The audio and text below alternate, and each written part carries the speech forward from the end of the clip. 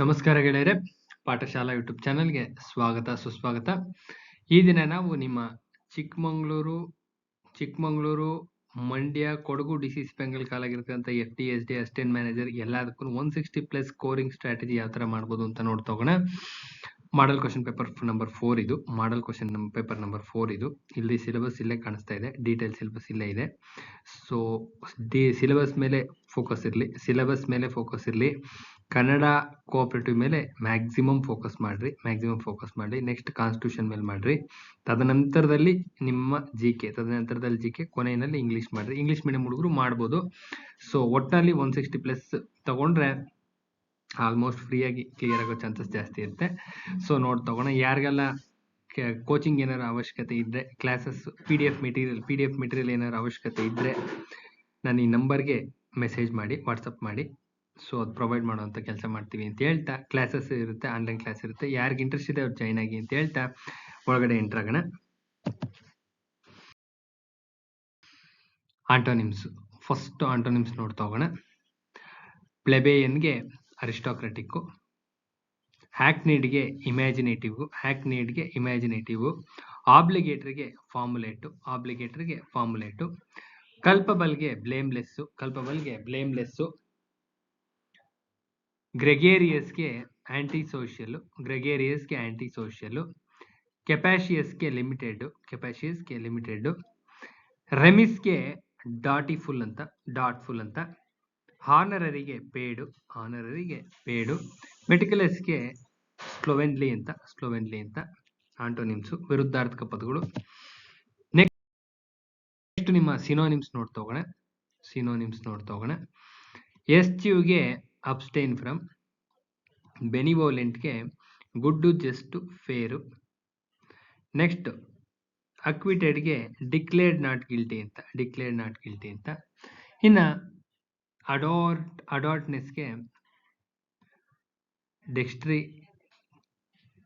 ಅಡಾರ್ಟ್ನೆಸ್ಗೆ ಡೆಕ್ಸ್ಟಿರಿಟಿ. ಇನ್ನು ಗ್ರ್ಯಾಂಡಿಲ್ಕ್ವೆಲೆಂಟ್ಗೆ ಲಾಫ್ಟಿ, ರಾಯ್ಲ್ಡ್ಗೆ ಚರ್ನಡ್ ಅಂತ. ನೆಕ್ಸ್ಟ್ ನೋಡ್ತಾ ಹೋಗೋಣ. ನೆಕ್ಸ್ಟ್ ನಿಮ್ಮ ಇಡಿಯಂ ಫ್ರೇಸಸ್ ನೋಡ್ತಾ ಹೋಗೋಣ. ಒಂದು 5 idiom phrases. Today is in high spirits, cheerful. The belief in witchcraft is losing ground, less acceptable or less powerful ಅಂತ.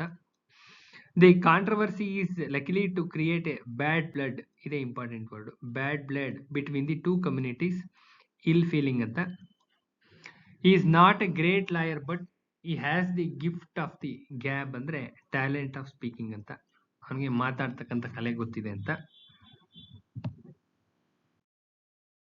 ಇನ್ನು ನಿಮ್ಮ ಒನ್ ವರ್ಡ್ ಸಬ್ಸ್ಟಿಟ್ಯೂಷನ್ ನೋಡ್ತಾ ಹೋಗೋಣ. One who collect the postage stamps ಏನಂತಾರಪ್ಪ ಅಂದ್ರೆ ಫಿಲಾಟೆಲಿಸ್ಟ್ ಅಂತ ಹೇಳಿ ಕರೀತಾರೆ. A person who is able to think clearly, sensibly and logically is called rationalist. One who makes the scientific study of birds is called as ornithologist. One who foretells future, astrologer. A remedy for all diseases, panacea. ಇನ್ನು ನಿಮ್ಮ cooperative ಸ್ವಲ್ಪ ನೋಡ್ತಾ ಹೋಗೋಣ. ಸಹಕಾರ ಸಂಸ್ಥೆಗಳಲ್ಲಿ ಸರ್ಕಾರದ ಪಾಲುದಾರಿಕೆ ಇರಲೇಬೇಕು ಅಂತ ಒಂದು ಕಮಿಟಿ ಶಿಫಾರಸ್ ಮಾಡುತ್ತೆ. ಯಾರಪ್ಪ ಅಂದ್ರೆ all India rural credit survey committee ಅವರು ಮಾಡ್ತಾರೆ. ಇನ್ನು ಹಣಕಾಸು ತಕ್ತೆಗಳು ಅಂದ್ರೆ ಏನಪ್ಪಾ ಅಂದ್ರೆ ಆಸ್ತಿ ಹೊಣೆ ತಕ್ತೆಗಳಿಗೆ ಹಣಕಾಸು ತಕ್ತೆಗಳು ಅಂತೇಳಿ ಕರೀತಾರೆ. ಕರ್ನಾಟಕ ಸಹಕಾರ ಸಂಘಗಳ ಅಧಿನಿಯಮ 1959 ಯಾವ ಪ್ರಕರಣದಲ್ಲಿ ಮಂಡಳಿಯ ಅಧಿಕಾರ ಮತ್ತು ಪ್ರಕಾರಗಳನ್ನ ತಿಳಿಸುತ್ತಪ್ಪ ಅಂದ್ರೆ ಪ್ರಕರಣ 28C. ಕರ್ನಾಟಕ ಸೌಹಾರ್ದತಾ ಅಧಿನಿಯಮ 1997 ಪ್ರಕರಣ 2 ಪ್ರಕಾರ ರಾಷ್ಟ್ರೀಯ ಬ್ಯಾಂಕ್ ಅಂದ್ರೆ ಕೃಷಿ ಮತ್ತು ಗ್ರಾಮೀಣಾಭಿವೃದ್ಧಿ ಬ್ಯಾಂಕು.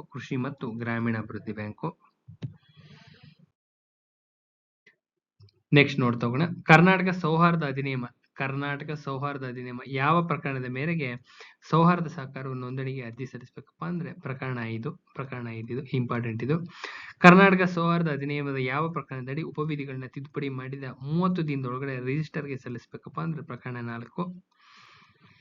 ಸಹಕಾರಿಗಳ ಪಾಲುದಾರಿಕೆಯನ್ನು ಯಾವ ಬ್ಯಾಂಕಿನ ಅನುಮತಿ ಇಲ್ಲದೆ ಪಡೆದುಕೊಳ್ಳತಕ್ಕದಲ್ಲ ಅಂದ್ರೆ ರಿಸರ್ವ್ ಬ್ಯಾಂಕ್ನ ಅನುಮತಿ ಇಲ್ಲದೆ ಪಡೆದುಕೊಳ್ಳತಕ್ಕದಲ್ಲ. ಬ್ಯಾಂಕಿನ ಚಟುವಟಿಕೆ ನಡೆಸೋದಕ್ಕೆ ಸಹಕಾರ ಬ್ಯಾಂಕ್ ಯಾರಿಂದ ಲೈಸೆನ್ಸ್ ಪಡಿಬೇಕಪ್ಪ ಅಂದ್ರೆ ಬ್ಯಾಂಕಿನ ನಿಯಂತ್ರಣ ಕಾಯ್ದೆ ಪ್ರಕರಣ 22ರಂತೆ ರಿಸರ್ವ್ ಬ್ಯಾಂಕ್ ನಿಂದ ಪಡ್ಕೋಬೇಕು. ರಿಸರ್ವ್ ಬ್ಯಾಂಕ್ ನಿಂದ. ಇನ್ನ ಬ್ಯಾಂಕಿಂಗ್ ರೆಗ್ಯುಲೇಷನ್ ಕಾಯ್ದೆ ಯಾರಿಗೆ ಅನ್ವಯ ಆಗುದಿಲ್ಲ ಅಂದ್ರೆ ಕೃಷಿ ಪತ್ತಿನ ಸಹಕಾರ ಸಂಘಗಳಿಗೆ ಅನ್ವಯ ಆಗಲ್ಲ. ಸಹಕಾರ ಕೃಷಿ ಮತ್ತು ಗ್ರಾಮೀಣಾಭಿವೃದ್ಧಿ ಬ್ಯಾಂಕ್ಗಳಿಗೂ ಅನ್ವಯ ಆಗಲ್ಲ. ಕೃಷಿಯೇತರ ನಾನ್ ಅಗ್ರಿಕಲ್ಚರಲ್ ಅಂತ ಬರುತ್ತಲ್ಲ ಅದಕ್ಕೂ ಅನ್ವಯ ಆಗೋದಿಲ್ಲ. ಇವ್ಯಾವುದಕ್ಕೂ ಅನ್ವಯ ಆಗೋದಿಲ್ಲ.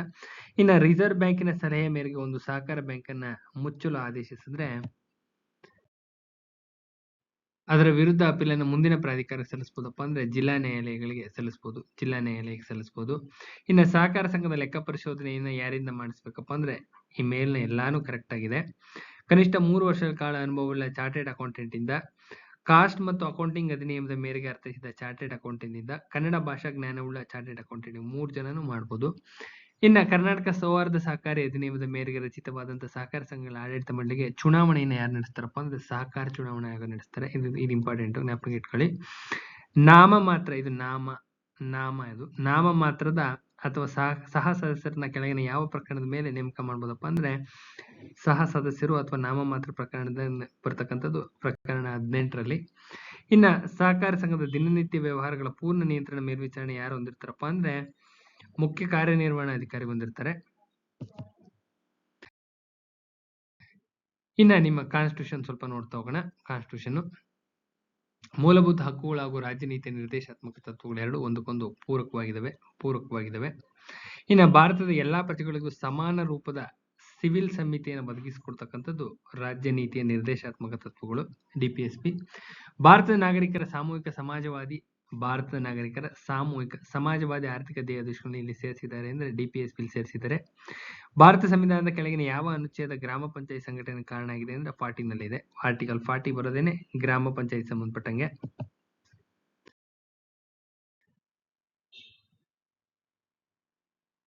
ಇನ್ನ ಕೆಳಗಿನ ಯಾವುದು ಗಾಂಧೀಜಿಯವರ ನಿರ್ದೇಶಕ ತತ್ವಗಳು ಯಾವ್ಯಾವ್ದಪ್ಪ ಅಂದ್ರೆ ಎ ಮತ್ತು ಸಿ ಸರಿಯಾದಂತ ಉತ್ತರ. ಎ ಗ್ರಾಮ ಪಂಚಾಯತಿಗಳ ಸಂಘಟನೆ ಒಂದು ಬರುತ್ತೆ, ಇನ್ನೊಂದು ಸಿ ಗುಡಿ ಕೈಗಾರಿಕೆಗಳನ್ನ ರೂಪಿಸೋದು, ಇವೆರಡು ಬರುತ್ತೆ, ಮಧ್ಯದ ಬರೋದಿಲ್ಲ.